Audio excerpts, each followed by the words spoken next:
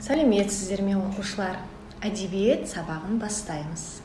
Мына өлең жолдарына көңіл бөлейікші және авторын еске түсірейік. Кел балалар оқылық, оқығанды көңілге ықыласпен тоқылық. Әрине, дұрыс айтасыздар. Ыбырай Алтынсарин атамыз айтқандай, әдебиет сабағымызды бастаймыз. Балалар, өз ойымызды жеткізу мақсатында ой қозғап көрейікші. Ол үшін мына суреттерге назар аударайық. Сен үшін не қымбат? Кім қымбат? Не қиын? Қалай деп ойлайсыздар? Дұрыс. Біз үшін ана қымбат, отан қымбат, білімді, дарынды болу жолы қиын. Рахмет балалар, керемет жұмыс жүргізді деп ойлаймын. Бүгінгі сабағымыздың тақырыбы адами асыл қасиеттер. Оқушылар, бүгін қол жеткізетін оқу мақсатымыз өз ойын, сезімін, көзқарасын, өмірде болған өзге шығармадағы ұқсас оқиғалармен салыстыра отырып білдіру. Мұғалімнің көмегімен шығарманың құрылымын, стилін жетілдіру, өз бетінше қателерді тауып түзету. Бүгінгі сабақта Қазыбек бидің не қымбат өлеңімен танысамыз. Алдымен Қазыбек бидің өмір деректерімен танысайық.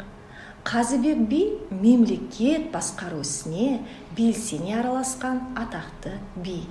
Жоңғар басқыншыларына қарсы азаттық күресті ұйымдастырушылардың бірі.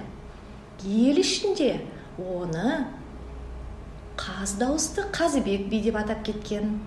Әз Тәуке ханның кезінде еліміздің жаңа заңы 7 жарғыны жазуға атсалысқан билердің бірі. Ал енді оқулықтағы не қымбат өлеңін бірге оқиық. Алтын ұяң отан қымбат, құт берекең атаң қымбат, аймалайтын анаң қымбат, асқар тауың әкең қымбат, мейірімді апаң қымбат, туып өскен елің қымбат, ұятпенен ар қымбат.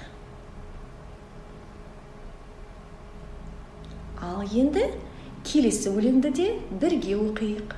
Өлеңдерді оқып болған соң салыстырып тұжырымдау керексің. Не қиын? Арадан шыққан жау қиын, таусылмайтын дау қиын, шаншқылаған сөз қиын, жазылмаса дерт қиын, іске аспаған серт қиын, тентек болса ұл қиын, не істеріңді біле алмай, ашиды сонда бас миың. Ал енді оқушылар, Қазыбек бидің қымбат деген ойын өз тұжырымыңмен салыстыр. Жарайсыңдар. Оқушылар, түсіндірмеге көңіл бөлейікші. Өлеңде қайталау әдісі қолданылды. Ақын бір нәрсені, құбылысты бірнеше рет қайталап, сөздің әсерін күшейте түсті. Мысалы, алтын ұяң отан қымбат, құт берекең атаң қымбат. Енді тапсырмалар орындап көрейік. Бірінші тапсырма – ойлан. Шешеннің тентек болса ұл қиын деген сөзін қалай түсінесің? Қазыбек бидің сөздеріндегі қайталанып тұрған сөзге мән бер. Ол үшін есімізге түсіреміз. 3-ші сыныпта оқыған Әйтеке бидің ағайын туыс, мінез қылық туралы сөздерін есіңе түсірші.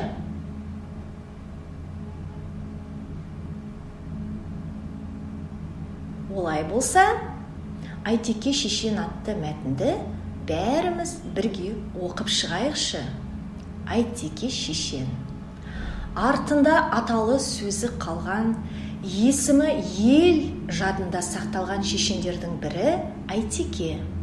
Ол кезінде ел басқарған қоғам қайраткері де болған. Бір аңызда ауылына келіп отырған Төле би мен Қазыбек Әйтеке баладан: «Жігіттің жақсысы қандай болады?» деп сұрапты.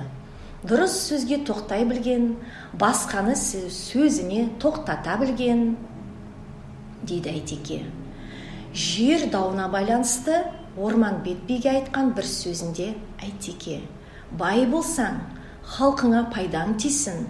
Батыр болсаң, жауға найзаң тисін.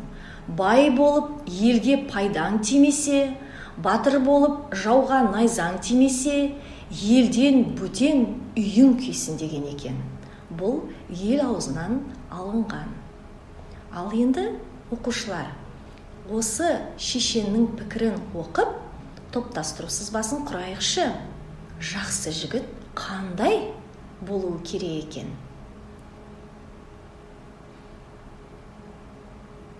Бәрекелді, дұрыс айтасыздар.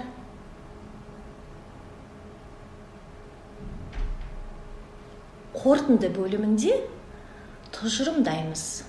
Шешендердің сөздерінен өзің үшін үлгі болатын сөзді анықта. Тұжырым жаса. Өзіңе ұнаған шешендердің шешендік сөзін жаттап ал. Осымен сабағымыз өз мәресіне жетті. Сау болыңыздар.